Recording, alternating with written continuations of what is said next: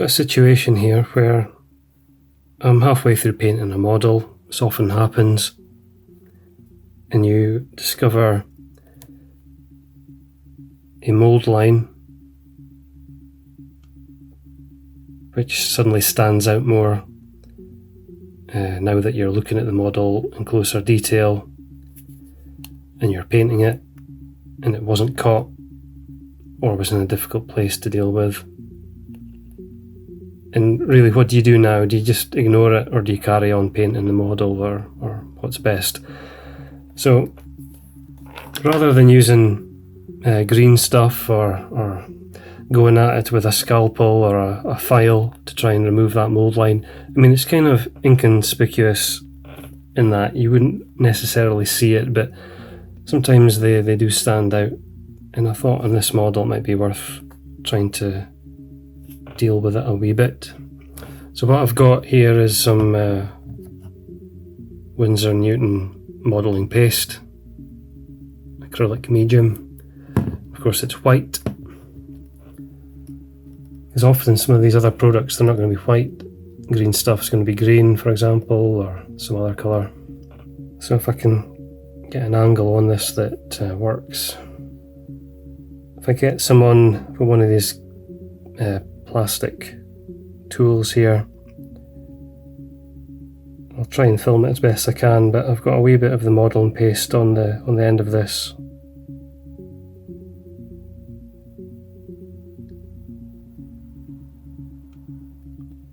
I'm just going to come across it with that, just aiming to leave a build up of the modelling paste on the low side of that ridge. That mould line is where the two halves of the mould, when cast, didn't quite align properly, and it leaves quite a strong line in the casting.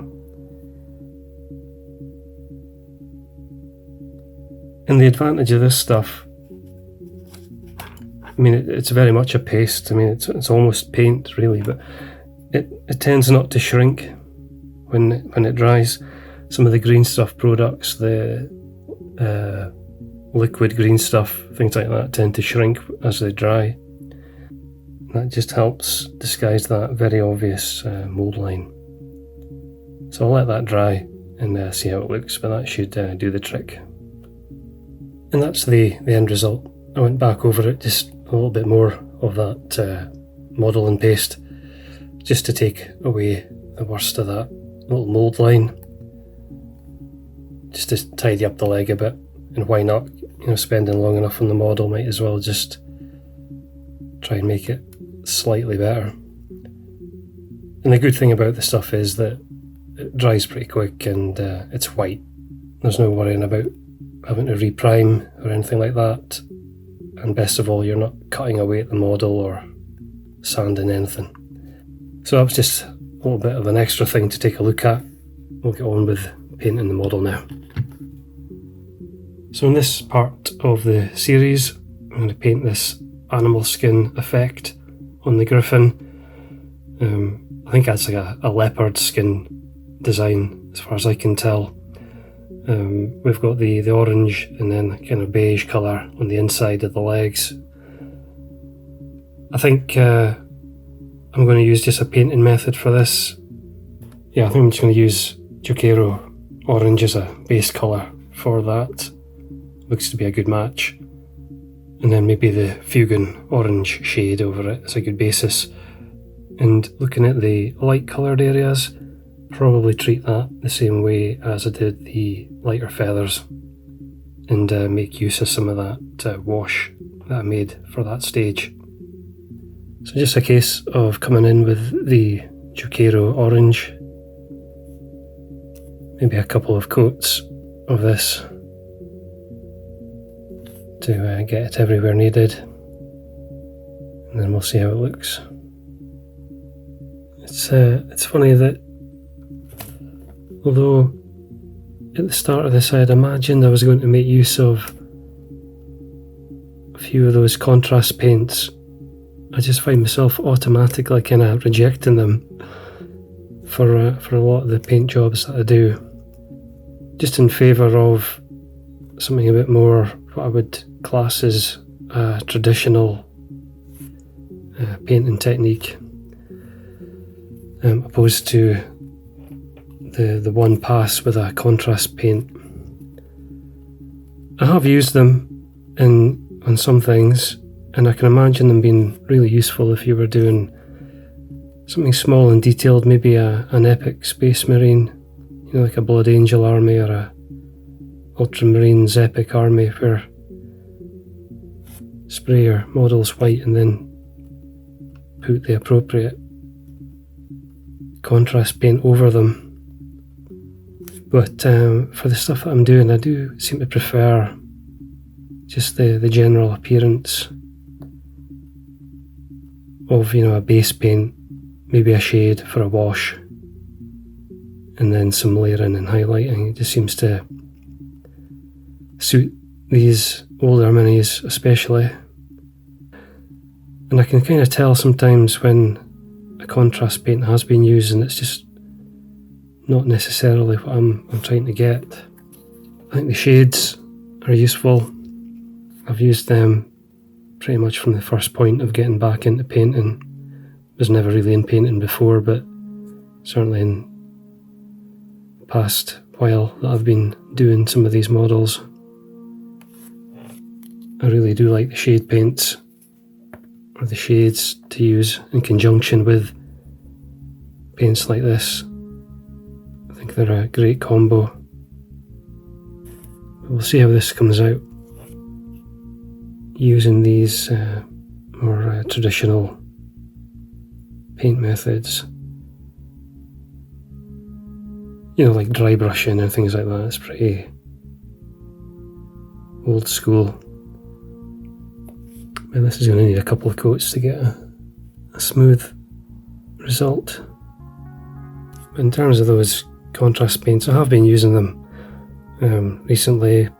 Some Skaven models, found them really useful for the skin, and I've been using the contrast paints for skin tones on all my models recently. So like in a limited fashion, they are useful for sure.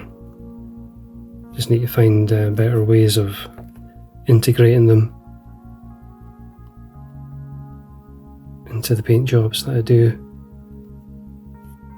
In preparation for coming in with the shade paints, just using a little bit of white paint here just to soften up the edge between the lighter and darker areas, and then just also correcting anywhere where the orange was painted by mistake. Just trying to avoid having a sharp edge between the white and the orange colours. So a little bit of thinned white paint is what's needed.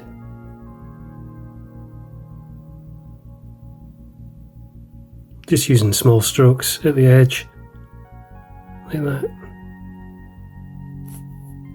Also going to get some white down on the tip of the tail. Seeing the original that's kind of blended up to kind of creamy white colour. I still have some of the wash from the previous video that I saved in this jar, and I'm just going to use that to go over these light areas first. And it's not a problem if I go on to the orange a little bit. And I also want some just over the fur near the toes. I'm not sure if these are toes. Maybe just claws on the feet. Talons on the feet. And then if I can get in with the brush down the insides of the legs. Looks to actually blend in quite nice with the orange sections as it is.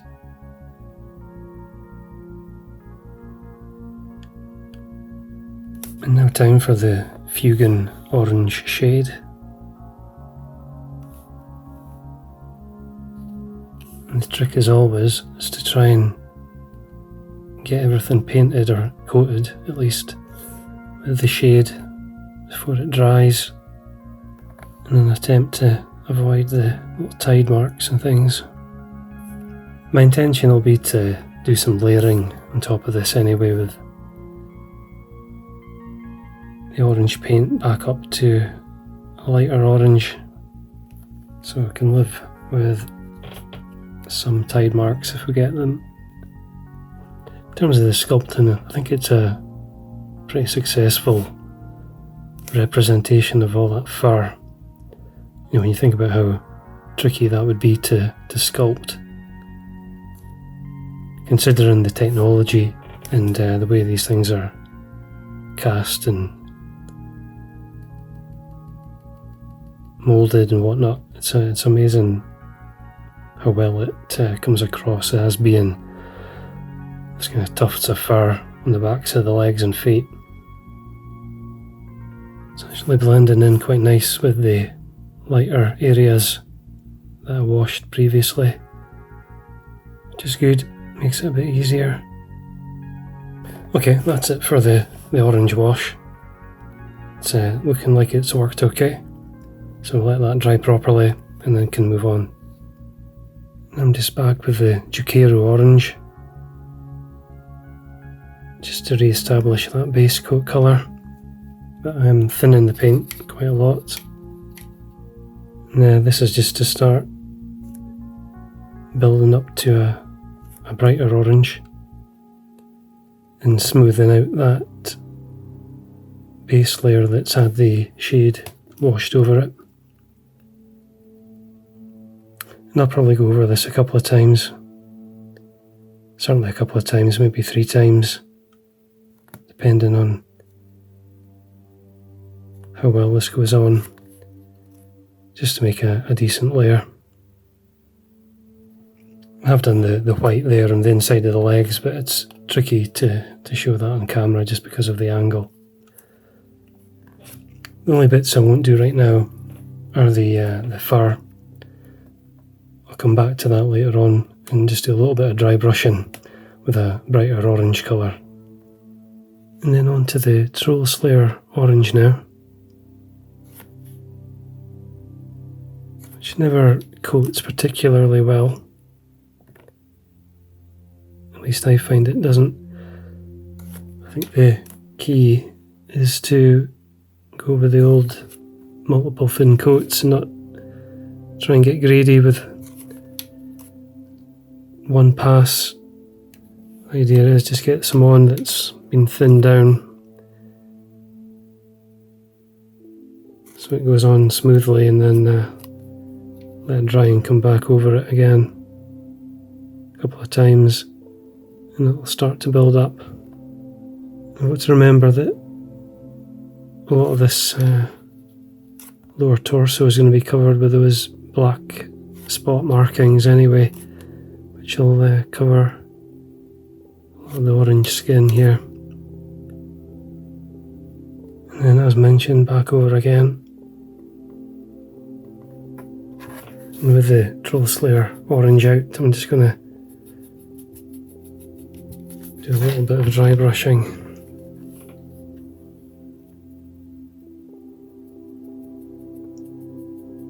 Which won't make a big difference, but it just helps transition it across for the next layer. Well, I've still got the dry brush. I've got the Fire Dragon Bright now. Just got to be very careful where the brush is going when you do this. Really don't want to go near the wings at all now. And now back with just the normal brush now, with the Fire Dragon Bright. And with this pass I'm looking to find the kind of top highlights really, not looking to coat the whole orange area. And again, I've thinned the paint quite a lot, which means with each pass, you know, nothing too dramatic happens and you can build up a nicer highlight that way. Because I used a little bit of ungor flesh in the feathers, I'm just going to use a wee bit mixed in with the Fire Dragon Bright, and heavily thinned with water also. And this is going to be an almost unnoticeable top highlight, just adding a little bit of it here and there.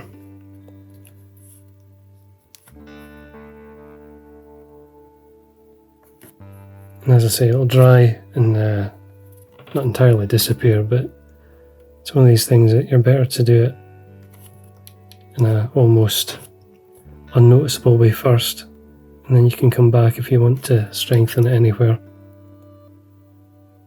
But it does add something, it just gives it a nice top highlight. Okay, so that's the effect I'm going to be going for next. That leopard skin, or mixture of leopard and tiger markings there on the lower torso. So if I had to go one side, it's not as easy as I thought it would be, painting random kind of semicircle or horseshoe shaped splodges onto the model.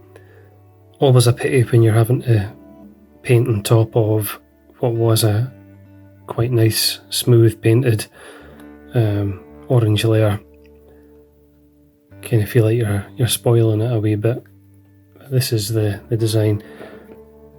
So I'm using Rhinox hide rather than black to do this. I thought Rhinox hide would be a good option. Can always go over it with some black if I need.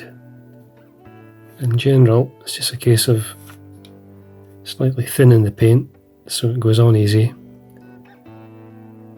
And I've not really found it too useful to try and reference the photography in the army book for this, because it's going to be very difficult to try and match what is a kind of random pattern. What you want to try and do is make these shapes seem natural and not too repetitive, and rotate them around, and then I'm just going to go back with the brush and just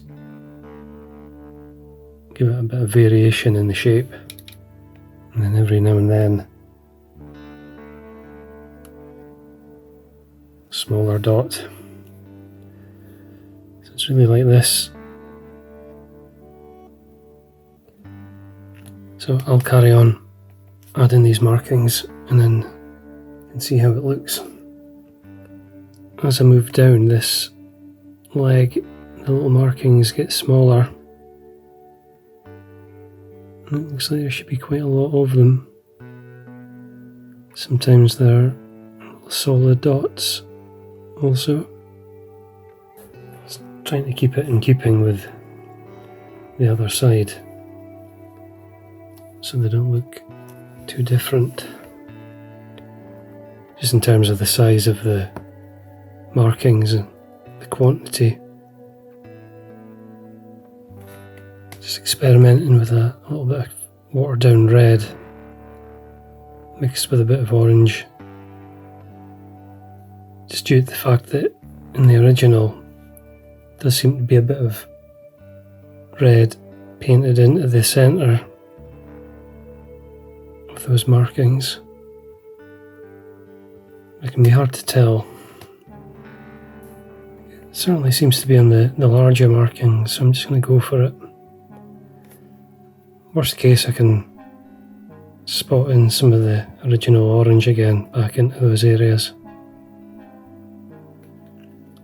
I sort of feel what I'm doing is going to be too exaggerated. It's one of these moments when you're painting and you're kind of experimenting and you just find yourself carrying on in the hope that it turns out okay. And then after this, I think I'm going to use a smaller brush and just go back in with the Rhinox hide and maybe just go over those markings again. It's very watered down, this, so it's really just a drop. While we've got the Rhinox hide out, I'm just going to paint in the claws, the talons. They're shaded up to red for the official model from what looks like a black base. I'm just going to stick with the Rhinox hide, I prefer that. Then I'm just going to add some Nuln oil onto each of these. Just improve the dark dividing line where the talon meets the fur. Now I've got some Mephiston red thinned with water, and I'm just going to start blending up on these nails now to a brighter red. Yeah, just multiple thin coats. A bit bright when you first put it on, but due to it being thinned, it will dry much duller. And once I've done each of them, I'll just start again at the first one and apply another 1 or 2 layers to them. Just being sure to leave the darker areas. Now I've moved up to Evil Sun's Scarlet. With a smaller brush now I can start doing it in 3 passes, 3 strokes really with the brush. A few passes of this and it should be pretty near done for these talons. And then just a little bit of Wild Rider red.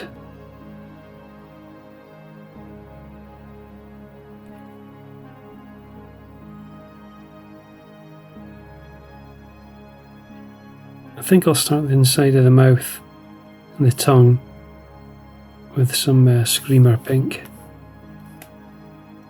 There are teeth either side. Just need to get some colour on the inside here.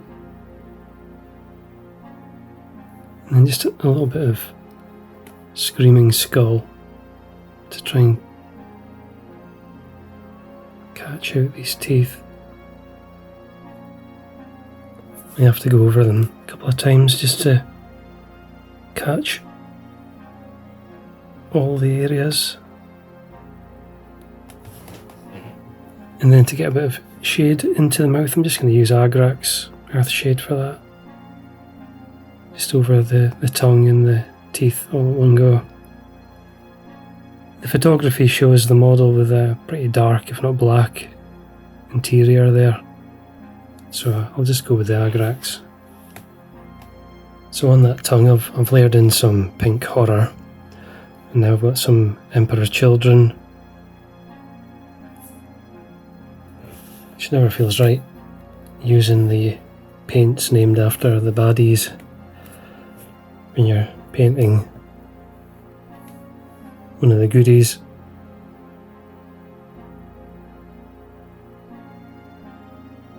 Just got to paint in these yellow bird leg parts and then round the beak as well. And these will be essentially the last areas and colour that I need to paint on here. So I'll work my way around, just referencing on the photography again just to make sure I'm hitting the right spots. And then around that beak also. Some Cassandora yellow now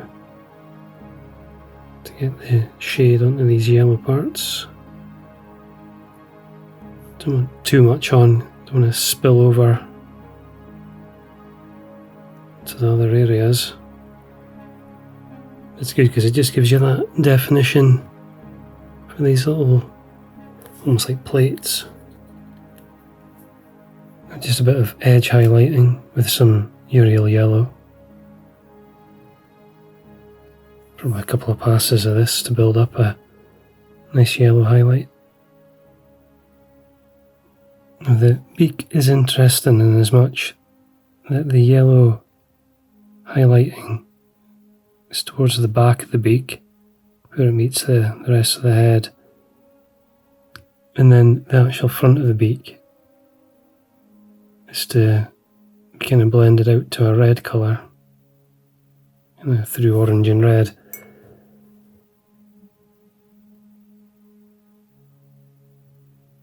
And then just some flash gets yellow.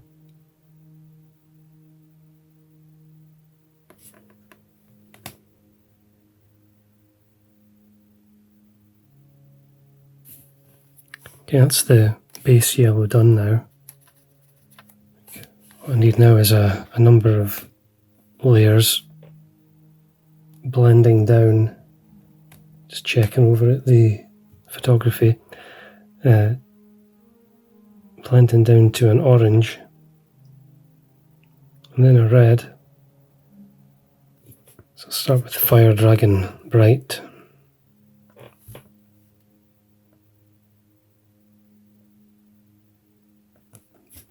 With plenty of water mixed into it.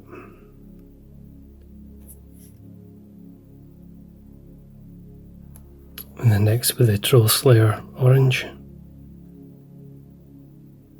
Just a couple of, or 2 or 3 light passes with very watered down paint here. Maybe a hint of it on the chin also. And I think I'm going to try and go to Wild Rider Red now. Try and make sure the blending is somewhat symmetrical across the beak. And I think lastly, the Evil Sun's Scarlet. And if you still have some of the previous colour on your palette, you can always come back in and just tidy up. Okay, I think that's about it for the beak. So the last thing that remains to be done is have a go at the eyes, and I think in the photography I can kind of make out some sort of colour as a basis for the eye, and then a black pupil painted on.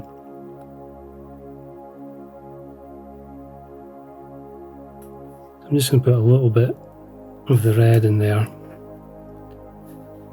and then maybe just a hint of orange to the back side of the eye.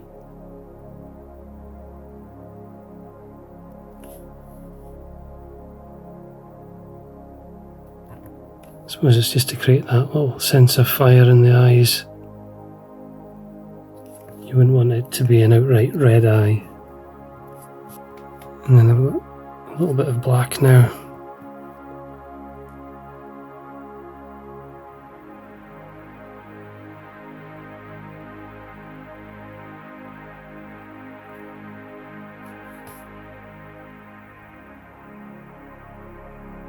Okay, a final check on the original Stormwing model and the colour scheme that was on there. So that's what I was at least trying to go for. It's a high bar, of course, but I think it's good to have something to base a paint scheme on, and probably nothing better to do that other than the original one from the heavy metal photography.